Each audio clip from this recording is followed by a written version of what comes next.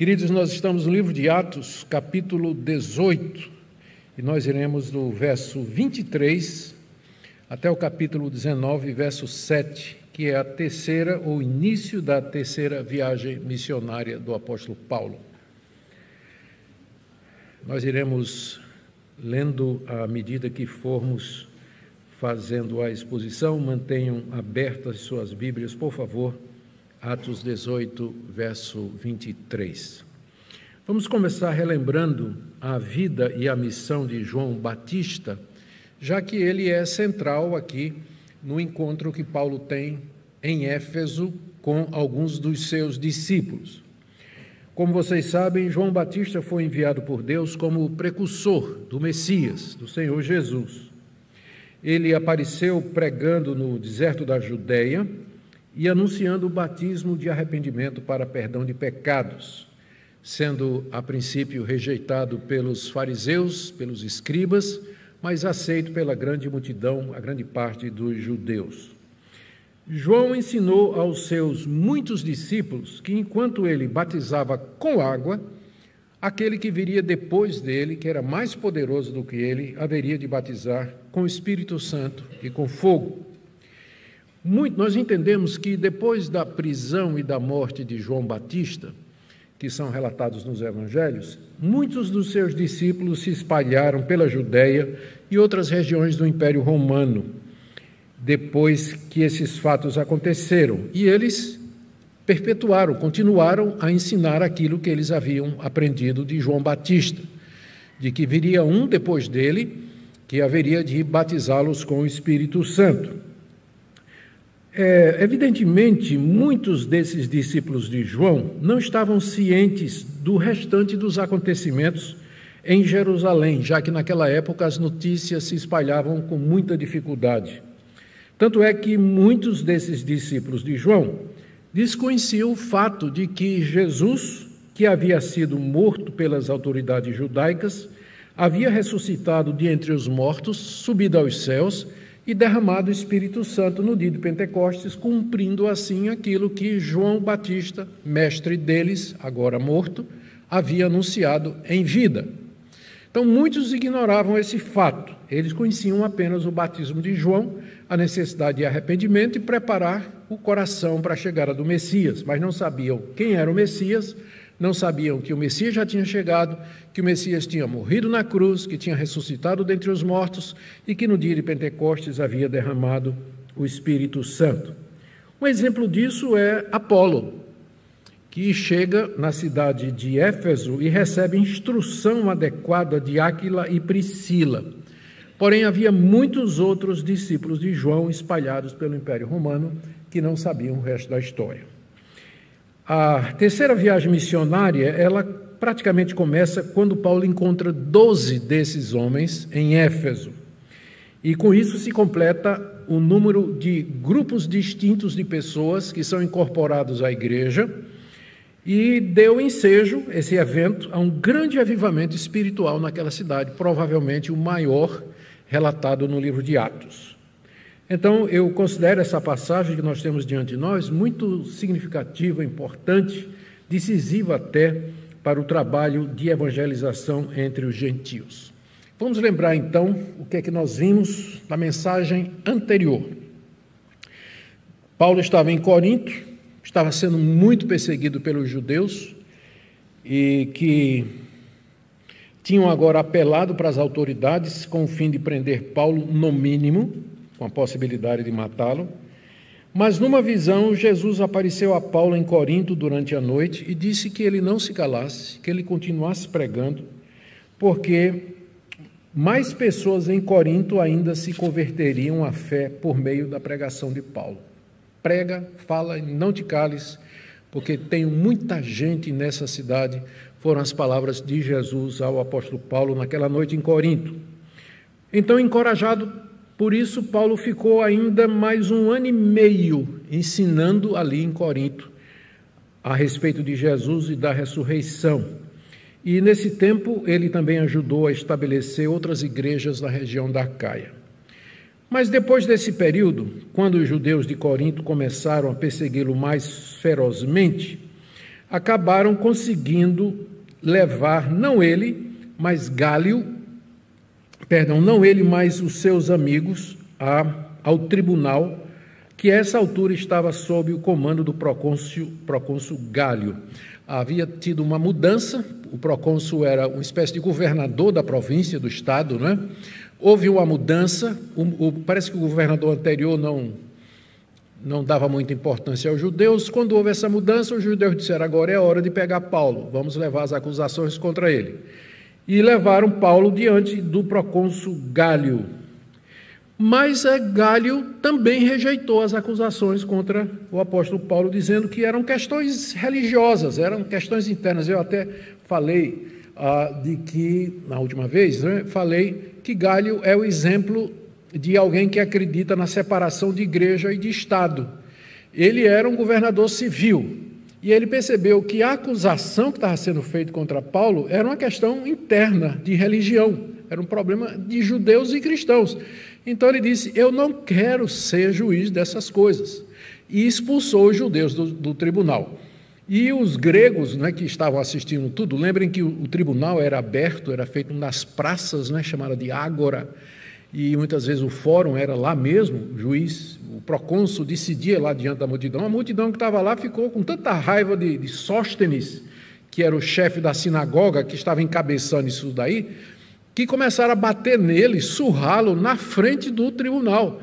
E Gálio fez vista grossa, não queria nem saber, deixava lá os judeus, o coitado do Sóstenes ia apanhando, e ele não fez absolutamente nada com isso. Mas aí Paulo sentiu que estava na hora de ir embora, né? E aí ele faz isso, sai de lá, vai e começa a voltar para casa, na verdade. Se você traçar no mapa o roteiro dele, ele de fato está voltando para casa. Ele sai de Corinto, viaja na direção da Síria. Na verdade, ele tem como alvo Antioquia, né, sua igreja-mãe. E ele leva consigo Priscila e Áquila, deixando para trás uma comunidade de crentes e várias igrejas que ele tinha ajudado a estabelecer durante mais ou menos 2 anos. Foi o tempo da segunda viagem missionária, muito atribulada, cheia de perseguições, mas nem por isso cheia de muitas vitórias, muitas igrejas plantadas, entre elas a igreja de Corinto, que por mais complicada que seja, ainda assim é uma das igrejas mais importantes do Novo Testamento. Hoje nós vamos ver que Paulo não para quieto, né? Ele, terminada a segunda viagem, ele chega em Antioquia, mas ele resolve que está na hora de sair para a terceira. É o que nós lemos aqui, me acompanhe, no verso 23 do capítulo 18. Havendo passado ali é Antioquia da Síria, que era a capital do cristianismo gentílico, onde Paulo estava, era a igreja-mãe de Paulo. Havendo passado ali algum tempo, saiu, atravessando sucessivamente a região da Galácia e da Frígia, fortalecendo todos os discípulos. Não sabemos quanto tempo ele passou descansando em Antioquia. Algumas traduções dizem que ele passou muito tempo, mas não tem fundamento no grego para dizer isso, porque realmente não diz. Diz apenas que passado algum tempo, não dá para saber quanto tempo foi. Ele saiu, e dessa vez ele sai pela terceira vez para campos distantes, com o objetivo de visitar as igrejas que ele havia plantado na sua primeira viagem. Se vocês se recordam, a primeira viagem foi exatamente na Galácia e na Frígia. E foi lá que ele plantou cidades como Antioquia da Psídia, é diferente de Antioquia da Síria, Antioquia da Psídia, Icônio, Listra, Derbe, foram as igrejas que ele visitou na sua primeira viagem missionária, na região da Galácia, distrito da Frígia, ou da Frísia. Ele resolve refazer os passos da primeira viagem missionária, só que ele não vai com o objetivo de plantar novas igrejas, ele vai com o objetivo de fortalecer aquelas igrejas que ele já tinha plantado na primeira viagem, o que nos ensina uma lição preciosa. Não é somente plantar a igreja, você tem que discipular, você tem que ajudar a crescer, você tem que fortalecer as igrejas, porque senão elas se tornam megas igrejas, igrejas inchadas de discípulos que são crianças espirituais, que não têm conhecimento, não têm informação correta a respeito das doutrinas de Deus. Consciente da necessidade de discipulado, Paulo então vai refaz os passos dele na primeira viagem missionária, essa que é a chamada terceira viagem missionária. Note que dessa feita não menciona colaboradores, né? Das outras vezes, primeiro ele foi com Barnabé, na segunda vez foi com Silas e Timóteo, dessa vez não diz que ele foi com alguém. Deve ter ido com alguém, mas não é mencionado aqui quem seja. Bom, depois de algum tempo, ele passa em Éfeso, onde havia ficado rapidamente alguns dias, feito alguns discípulos e prometido que voltaria no final da segunda viagem. Passou por Éfeso assim, deixou Áquila e Priscila lá, desceu do navio só para se encontrar com alguns irmãos na sinagoga, pregou o evangelho, alguns se converteram, ele entra no navio, vai embora, e deixa Áquila e Priscila para cuidar dos novos convertidos lá. O pessoal diz, fica, e Paulo diz, não, eu vou embora, mas eu volto para vocês. Então isso aí está em Atos 18, 19 a 21. E aí, enquanto Paulo estava na Galácia, preparando o seu caminho para Éfeso, ele é precedido por um judeu cristão chamado Apolo. Paulo já tinha estado em Éfeso rapidamente, algumas pessoas tinham se convertido, provavelmente algumas igrejas, casas-igrejas haviam em Éfeso, resultado do trabalho de Paulo, e de repente chega ali um judeu cristão chamado Apolo. Nós lemos aí a história de Apolo do verso 24 até o verso 28. Ouçamos. Nesse meio tempo em que Paulo estava fazendo os passos da primeira viagem na Galácia e na Frígia, nesse meio tempo chegou a Éfeso, onde Paulo já tinha estado, um judeu natural de Alexandria, chamado Apolo, homem eloquente e poderoso nas Escrituras. Ele era instruído no caminho do Senhor e, sendo fervoroso de espírito, falava e ensinava com precisão a respeito de Jesus, conhecendo apenas o batismo de João. É um daqueles, né, que eu falei. Conhecia apenas o batismo de João. Quando 26. Apolo começou a falar ousadamente na sinagoga. Quando Priscila e Áquila o ouviram falar, levaram-no consigo e com mais exatidão lhe expuseram o caminho de Deus. Quando ele resolveu percorrer a Acaia, os irmãos o animaram e escreveram aos discípulos para que o recebessem bem. Acaia é onde fica Corinto. E escreveram aos discípulos para que o recebessem bem. Tendo chegado lá em Corinto, Paulo auxiliou muito aqueles que mediante a graça haviam crido, porque com grande poder convencia publicamente os judeus, provando por meio das Escrituras que Jesus é o Cristo. Aqui você tem a história dessa personagem importante, chamada de Apolo, que ficou mais importante ainda porque no tempo que ele passou em Corinto, ele causou uma impressão tão grande na igreja que quando a igreja se dividiu em partidos, tinha o grupo de Paulo, o grupo de Pedro e o grupo de Apolo. Tal o impacto que Apolo causou ali naquela comunidade. O que é que sabemos a respeito dele? Primeiro, o texto nos diz que ele era natural de Alexandria. Alexandria era uma cidade importante que ficava no norte da África, onde havia uma grande comunidade de judeus. Quando teve a dispersão dos judeus, os assírios levaram o reino do norte, as 10 tribos de Israel, e 100 anos depois foi a vez dos babilônicos levarem o reino do sul, Judá. Muitos judeus se estabeleceram, fugiram e se estabeleceram no norte da África. É de lá que vem de lá que vem Santo Agostinho, por exemplo. Santo Agostinho é de lá, é do norte da África. Havia uma grande comunidade de judeus que se estabeleceu ali e, mais tarde, uma grande igreja também. Mas Apolo era de lá. Essa cidade era conhecida não somente pela sua posição estratégica, era uma cidade portuária, a entrada da África, por assim dizer, mas porque era um grande centro cultural. Todos vocês já ouviram falar da famosa Biblioteca de Alexandria, que é uma das 7 maravilhas do mundo, era a Biblioteca de Alexandria.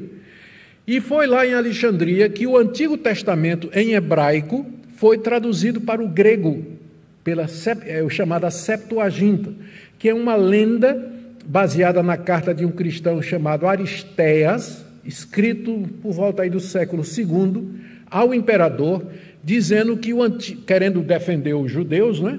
Dizendo que o Antigo Testamento foi colocado na mão de 70 sábios judeus separados, que durante 70 dias fizeram a tradução do hebraico para o grego, e quando terminaram, que compararam, era igualzinho. É lenda, é claro, né? É óbvio que é lenda, né? A gente fazendo em português vai diferir um do outro, né? Imagine 70 sábios interpretando o hebraico. Então, é chamada a lenda da Septuaginta. Mas o fato é que, quanto tempo durou, nós não sabemos, mas por volta do ano 150 a.C., a Bíblia hebraica já tinha sido traduzida para o grego lá em Alexandria. E isso era essencial, porque a língua o grego era o inglês daquela época. Ninguém falava hebraico, só os judeus. E quando Jesus disse, ide, pregai o evangelho a todas as nações, que Bíblia vocês acham que Paulo usou? Ele usou a Septuaginta, a tradução do hebraico para o grego, para poder ser compreensível aos judeus que não falavam absolutamente nada de hebraico. Então, a Alexandria, de fato, era uma cidade extremamente importante, culta, conhecida pela sua biblioteca, as artes, as escolas filosóficas, e era de lá que vinha esse judeu chamado Apolo. Não é à toa que ele é a única pessoa no Novo Testamento que se diz que ele era eloquente. Já pensou? Nem Paulo recebeu esse título, mas diz aí, no verso 24, nesse meio tempo chegou a Éfeso um judeu natural de Alexandria chamado Apolo, homem eloquente. Esse adjetivo eloquente aí só aparece aqui no Novo Testamento. E se refere a Apolo, quer dizer que era um homem que falava bem, falava bonito, falava de uma forma a cativar as pessoas, né? E em seguida é acrescentado que ele era poderoso nas Escrituras, ou seja, além de ser um orador extraordinário, a ponto de merecer esse título, ele era um profundo conhecedor das Escrituras do Antigo Testamento, sendo judeu, devia ser um judeu aplicado, estudioso, inteligente, capaz, entendia muito bem. E tem mais, diz aqui, ele havia sido convertido por João Batista. Lemos aí no texto, no verso 25, que ele era instruído no caminho do Senhor, instruído no caminho do Senhor.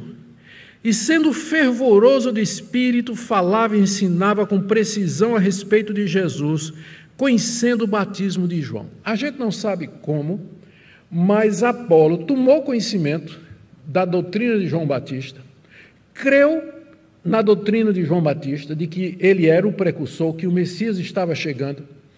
Ele soube que o Messias era Cristo, e provavelmente o que estava faltando no conhecimento de Apolo era o dia de Pentecostes, que o Espírito Santo, que João havia dito que o Messias haveria de derramar, já tinha sido derramado. Isso ele não sabia. Então, quando ele estava ensinando na sinagoga, vocês lembram que eu disse a vocês que nas sinagogas a prática era, quando chegava um rabino visitante, o chefe da sinagoga tinha que ceder a palavra para ele, e geralmente dizendo, se os irmãos têm uma palavra de consolação para o povo, traga agora. Então, tudo indica que Apolo era rabino, porque ele tinha acesso à sinagoga. E ele estava lá na sinagoga de Éfeso, e ele começou a falar a respeito de Jesus. Falou de João Batista e falou de Jesus, do Messias que haveria de vir. E quem estava lá na sinagoga? Quem é que Paulo tinha deixado lá na sinagoga de Éfeso?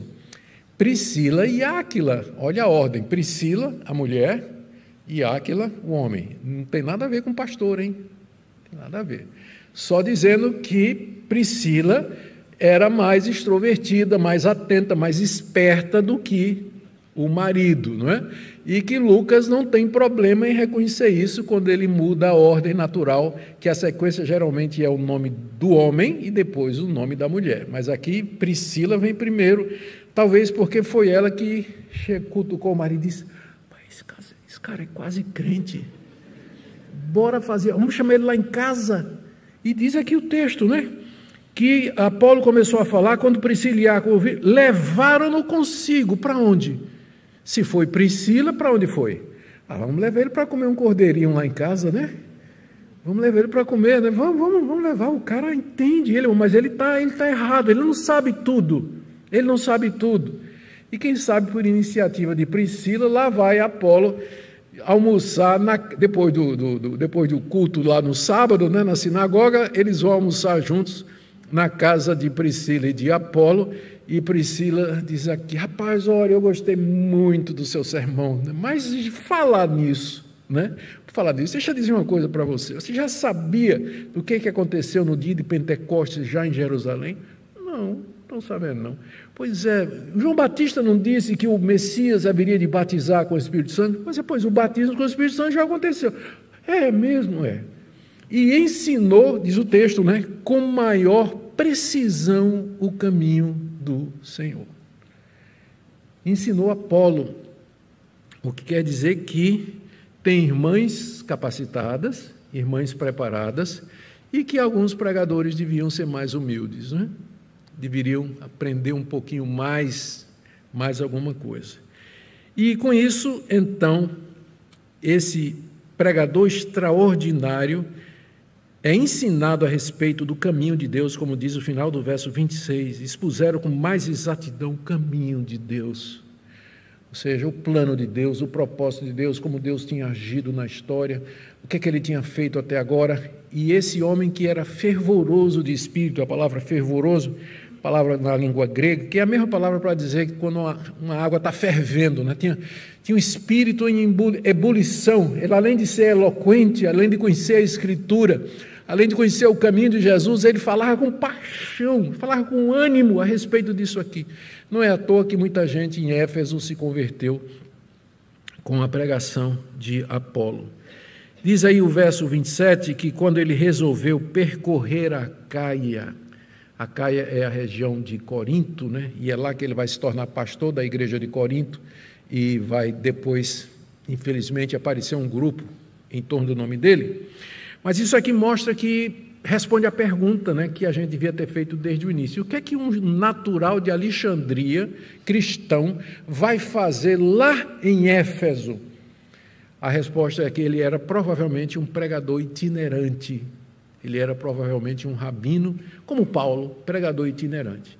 E aí agora, depois de sentir que o tempo dele terminou em Éfeso, ele volta os olhos agora para Caia. Ele quer ir para Corinto pregar o Evangelho.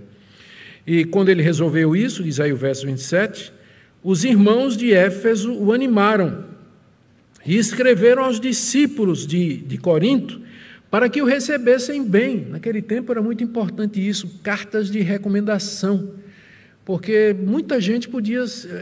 Aqui eu vou parar para explicar uma coisa. Uma das razões pelas quais o Evangelho cresceu tão rápido no primeiro século era o sistema de hospedagem domiciliar. Um evangelista podia sair, como Apolo, ele podia sair de Alexandria, que sabia que iria se hospedar em Éfeso, com Priscila e Áquila, que dariam carta de recomendação para Corinto, que dariam carta lá para Antioquia da Síria. Então, esse sistema de hospedagem, de receber os pregadores, os itinerantes, que são chamados de profetas, inclusive, era muito comum no século I, e por isso que o Evangelho se espalhou feito fogo de palha. Porque os irmãos iam pelas cidades, encontravam outros irmãos, abriam igrejas, eram sustentados, eram enviados adiante e assim por diante. Nisso, era muito importante a carta de recomendação, porque, como todo bom sistema, esse já estava sendo corrompido. O falso profeta, sabendo disso, ele se apresentava na igreja como sendo missionário de Jesus.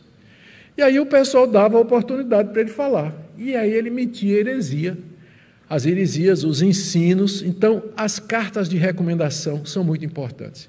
No Didaquê, que é um documento datando do século II depois de Cristo, o nome de Didaquê significa ensino, o título completo é O Ensino dos 12 Apóstolos, mas é um pseudepígrafo, né? Os 12 apóstolos nunca escreveram esse documento.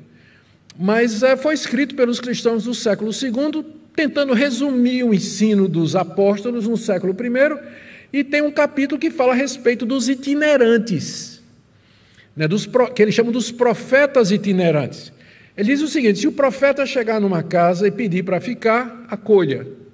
Dê guarida, dê comida, dê oportunidade para ele falar. Se ele pedir para ficar mais de 3 dias, é falso profeta.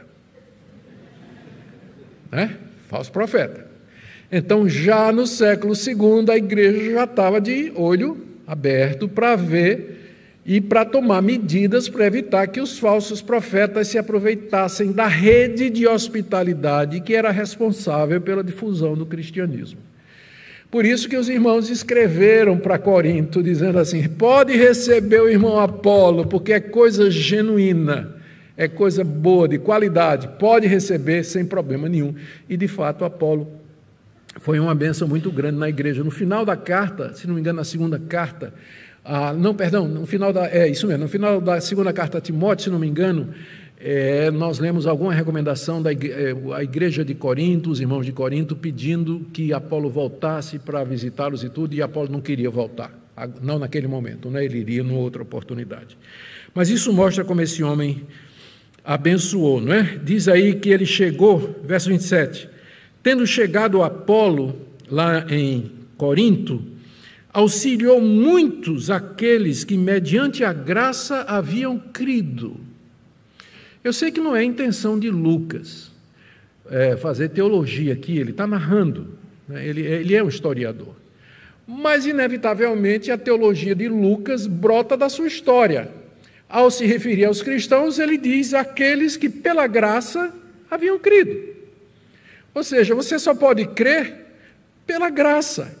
Se Deus não for gracioso com você, se Deus não abrir seus olhos, destampar seus ouvidos, inclinar seu coração, esclarecer sua mente, você não vai crer. Você não tem como crer por você mesmo, porque tem gente que acha assim, que fé é um ato da decisão e do arbítrio humano. Eu creio na hora que eu quero. Você está muito enganado. Você não crê na hora que você quer. Você não crê na hora que você quer. Você crê quando Deus, pela graça, ilumina seus olhos, abre o seu coração, atrai você, chama você, cativa você e apresenta Cristo de uma maneira tão maravilhosa que você voluntariamente, porque quer, você abraça Jesus e diz: eu quero. E no fim você olha para trás e diz: Senhor, foi a graça. Não é isso que você faz todo dia quando você vai dormir? Se ajoelha ao lado da cama e diz assim: Senhor, eu te agradeço porque pelo meu livre-arbítrio eu criei. Muito obrigado, porque exercendo minha força de vontade, minha decisão, minha liberdade que o Senhor me deu de crer, eu aceitei Jesus. É assim que você faz? Oh Deus, miserável pecador que eu sou, muito obrigado, louvado seja o teu nome pela tua graça, porque creio, porque se hoje eu creio, é só pelo Senhor. Como alguém já disse, todo mundo de joelho é calvinista, e de pé arminiano, né? Vai trabalhar e vai lutar por aí, né? Vai. Mas veja, como eu disse, Lucas não está pensando em fazer teologia, ele está escrevendo história, mas o que ele crê vaza do que ele escreve. E ele não conseguiu deixar de escapar isso, que para ele as pessoas só criam pela graça. Ele estava convencido disso, somente pela graça é que as pessoas podem crer, porque fora disso não tem como. Aliás, nem querem, né? Se não for a graça de Deus, as pessoas nem querem crer, nem querem crer. É a graça que habilita. Apolo, então, auxiliou muito aqueles que, mediante a graça, haviam crido.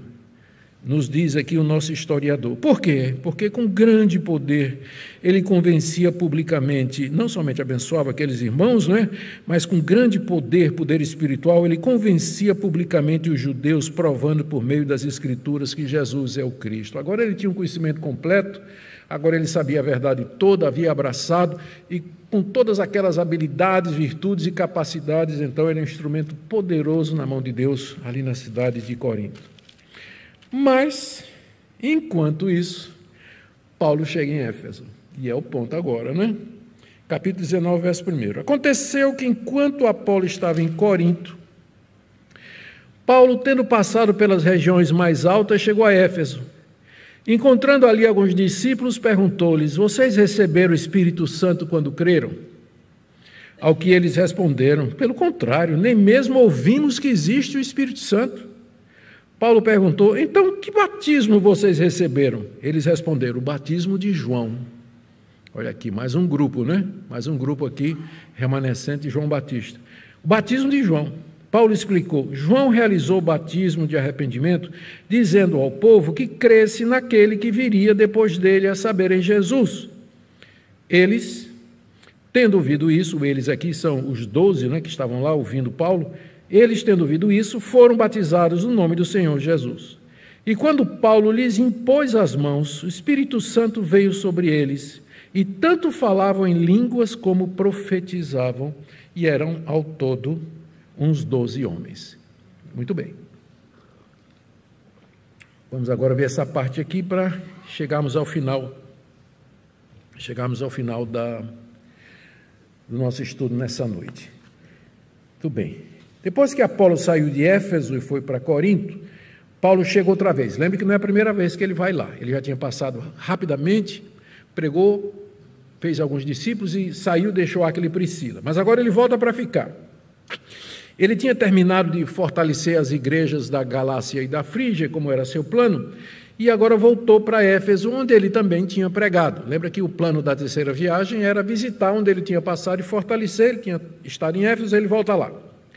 E para chegar lá, ele havia passado, pelo que Lucas diz aqui, pelas regiões mais altas.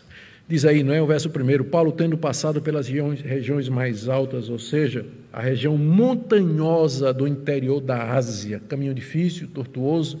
Paulo atravessou aquelas montanhas até chegar no litoral, onde estava a cidade de Éfeso. E lembra que uma vez o Espírito Santo proibiu Paulo de pregar na Ásia? Ele queria pregar na Ásia e o Espírito Santo não deixou. Tanto é que ele foi parar lá na Macedônia para pregar em Filipos. Mas dessa feita, Paulo está convencido que chegou a hora dele pregar na Ásia. E ele vai. E quando ele chega lá, diz o texto que ele encontra 12 discípulos de João Batista, cujo conhecimento acerca do Espírito Santo era deficiente, como também de Apolo, como também era o conhecimento de Apolo. E certamente esse pessoal que Paulo encontra não eram dos convertidos de Paulo, não é? Porque quando Paulo esteve lá, primeiramente, porque senão eles saberiam bem a respeito do Espírito Santo, não nos é dito com clareza, mas certamente eles eram discípulos de João Batista. Alguma coisa na vida daqueles 12 homens levou o apóstolo Paulo a fazer essa pergunta. Espera aí, vem cá. Vocês, porventura, receberam o Espírito Santo quando vocês creram? Note que, mais uma vez, Lucas, que é historiador, ele deixa vazar a teologia dele pelo que ele escreve, porque essa pergunta reflete a crença de que o Espírito Santo é dado quando a pessoa crê. Não é verdade? Reflete isso. Vocês receberam o Espírito Santo quando creram? Essa pergunta pressupõe que quando uma pessoa crê, ela recebe o Espírito Santo. E a resposta que é normalmente o que acontecia depois daqueles grandes eventos, depois de Pentecostes, que foi diferente, depois do que aconteceu com os samaritanos, vou falar sobre isso, que foi diferente, agora também vai ser diferente, como nós vamos ver aqui. Mas o padrão normal que aconteceu depois de Pentecostes era que quando uma pessoa cria em Jesus, ela era imediatamente batizada com o Espírito Santo. Batismo com o Espírito Santo aqui sendo entendido, o Espírito Santo vinha morar na pessoa. Lembre que a palavra batismo é uma palavra para indicar um rito iniciatório. Quando você vai entrar numa igreja, você se batiza. Qualquer pessoa, para se tornar membro de uma igreja, se batiza. Batismo é um rito iniciatório. Então, para você entrar na igreja de Cristo, você tem que ser batizado com o Espírito Santo. Então, quando você crê, você é batizado com o Espírito Santo. Em alguns casos, as pessoas falaram em línguas e profetizaram para deixar claro para os judeus presentes de que eles estavam sendo recebidos na igreja, como eles, judeus, foram recebidos no dia de Pentecostes. Isso aí a gente já viu na casa de Cornélio, Atos 10, Atos 8, em Samaria. Não vou fazer uma recapitulação do livro de Atos todo, né? Mas nós vamos tocar em alguns desses pontos aqui. O ponto é que Paulo olhou para eles e disse: tem alguma coisa faltando aqui. O que está errado nesse quadro, né? O que está errado nesse quadro? Aí Paulo, vocês receberam o Espírito Santo quando creram? Quer dizer, vocês receberam o Espírito Santo? Vocês estão dizendo que creem, mas vocês receberam o Espírito Santo? E a resposta deles é uma resposta que eu acho que já devia ter sido corrigida há muito tempo nas edições da Bíblia. A resposta é, de acordo com as nossas versões, nem sabíamos que existe o Espírito Santo. Gente, isso é um absurdo. A tradução não pode ser esse o sentido, não é isso que está dizendo aí? Pelo contrário, nem mesmo ouvimos que existe o Espírito Santo. Se eles eram discípulos de João Batista, é claro que eles ouviram falar do Espírito Santo. Que João Batista estava o tempo todo dizendo, eu batizo com água, mas aquele que vem depois de mim vai batizar vocês com o Espírito Santo. E agora esse pessoal está dizendo que nunca ouviu falar do Espírito Santo? Tem alguma coisa errada na tradução, e tem mesmo. O problema é que o verbo ele pode ser precedido de um já, agora, ou pode ser traduzido como veio, que é o verbo eimi, é o verbo ser, na língua grega, que tem dezenas de sentidos diferentes. Todas as nossas traduções em português traduziram dessa forma. A gente nem sabe que tem o Espírito Santo. A interpretação correta é essa. A gente nem sabia que o Espírito Santo já estava. Essa seria uma tradução. Nós nem sabíamos que o Espírito Santo já tinha sido dado. Que foi exatamente como as versões mais antigas traduziram. E se for esse o sentido, então a resposta agora leva à pergunta seguinte de Paulo. Bom, se vocês não sabiam que o Espírito Santo já havia sido dado, isso significa que vocês não sabiam que Jesus morreu, que Jesus ressuscitou e que ele subiu aos céus, recebeu a promessa do Pai e derramou o Espírito Santo. Então vocês foram batizados em quê? Não, foram batizados por João Batista. Então vocês precisam do batismo em nome de Jesus, porque ele morreu, ressuscitou e derramou o Espírito Santo. E foi isso que Paulo fez em seguida. Depois de perguntar para eles, então, mas se vocês nem sabiam que o Espírito Santo já tinha sido derramado, então vocês foram batizados em nome de quem? Não, no batismo de João. Não, João batizou o batismo de arrependimento, dizendo para crer naquele que haveria de vir depois, que é Jesus. E ali esses discípulos creem na pregação do apóstolo Paulo. E diz aí o texto, quero ler o texto aqui. Paulo explicou no verso 4, João realizou o batismo de arrependimento, dizendo ao povo que cresce naquele que viria depois dele, a saber, Jesus. E tendo ouvido isso, foram batizados no nome do Senhor Jesus. Então aqui você vê mais um grupo de discípulos de João Batista sendo informados de toda a verdade. O apóstolo Paulo agora batiza em nome de Jesus, por sinal, esse é o único caso no Novo Testamento de alguém que já tinha sido batizado, ele é rebatizado, né? Como é o caso aqui, mas acontece, a razão é óbvia, né? Que o primeiro batismo era o batismo de João, né? Não tinha nada a ver com o batismo de Cristo, por isso que Paulo os rebatiza. Mas o que eu quero destacar aqui é que quando Paulo impôs as mãos, o Espírito Santo veio sobre eles e tanto falavam em línguas como profetizavam.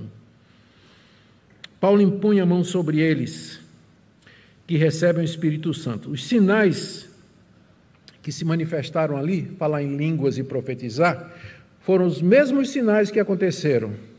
Pentecostes, deixa eu fazer a lista aqui para não errar. Pentecostes, o Espírito Santo desceu sobre a multidão. Primeiro desceu sobre a igreja, os 120, eles falaram em línguas e profetizaram. Depois desceu sobre os samaritanos, pela imposição de mãos de Pedro e João, não de Filipe. Filipe batizou em nome de Jesus, não aconteceu nada, tiveram que chamar 2 apóstolos, lá de Jerusalém. Eles vieram e puseram as mãos, aí o Espírito Santo veio. Eles falaram em línguas e profetizaram. Não está dito lá no texto de Atos 8, mas está pressuposto, já que é um evento da mesma grandeza. Depois os gentios, Pedro vai pregar lá na casa de Cornélio, Atos capítulo 10. Enquanto Pedro pregava, o Espírito Santo caiu sobre os gentios que começaram a falar em línguas e profetizar. E agora você tem os discípulos de João Batista recebendo a mesmíssima experiência. Ao receberem o Espírito Santo, eles falam em línguas e profetizam. O que é que isso significa? Que o círculo agora está fechado, completo. Todos os grupos que eram para ser adicionados à igreja já foram. Os judeus, os samaritanos, que não era nem judeu nem gentil, os gentios, que somos nós, e o grupo intermediário que estava ali no meio entre o Antigo Testamento e o Novo, os discípulos de João Batista. Agora chegou todo mundo.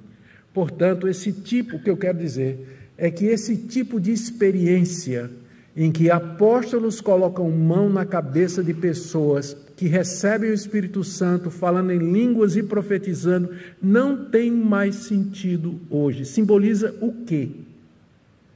Porque eu posso explicar Pentecostes, posso explicar os gentios, posso explicar os samaritanos, e esse grupo aqui que estava no meio. Mas hoje, se isso acontecer, que grupo estava faltando para ser incluído na igreja? Os gentios? Gentios somos todos nós, né? Todas as nações do mundo. Os judeus já foram incluídos, os samaritanos nem existem mais. E o grupo de João Batista, os seguidores, já acabou também. Por isso que hoje a experiência normal é que você recebe o Espírito Santo quando você crê. Se Deus der a você o dom de línguas, que seja de acordo com 1 Coríntios 14, 2, no máximo 3, que haja intérprete ou fique caladinho. E lembra que o dom ali é idioma. É fácil provar isso, ainda que eu falasse a língua dos homens ou dos anjos. Toda vez que os anjos falaram, eles falaram em idioma humano. Então, nós poderíamos argumentar, mas não é meu ponto aqui. Apenas para dizer por que tem essa experiência aqui, porque agora fechou. A partir daqui para frente, você não tem mais nenhuma experiência como essa. Nenhuma. E você não encontra nas cartas que são escritas a partir daqui pelo apóstolo Paulo, nenhuma recomendação do apóstolo Paulo dizendo busque o batismo com o Espírito Santo evidenciado por língua, profecias e tudo mais. Você não vai encontrar, me mostre uma passagem em alguma carta de Paulo, Pedro, Tiago, João, dizendo aos crentes, quem já é crente, busca isso. Agora você vai encontrar, enchei-vos do Espírito, não entristeçais o Espírito, andai no Espírito, vivei no Espírito. Aí sim, eu já tenho Espírito, mas agora eu tenho que aprender a viver cheio dele. Eu não sou contra Deus trazer experiências, não sou contra. Eu já até abri meu coração aqui para vocês. Eu gostaria muito que Deus um dia tivesse me dado assim uma visão de noite, ou que eu acordasse de noite falando em línguas, ou que eu de repente tivesse o dom de cura, ou que eu pudesse profetizar a respeito da vida das pessoas. Deus não me deu nenhuma dessas coisas. Mas nem por isso eu me sinto menos crente do que aqueles que dizem que tem.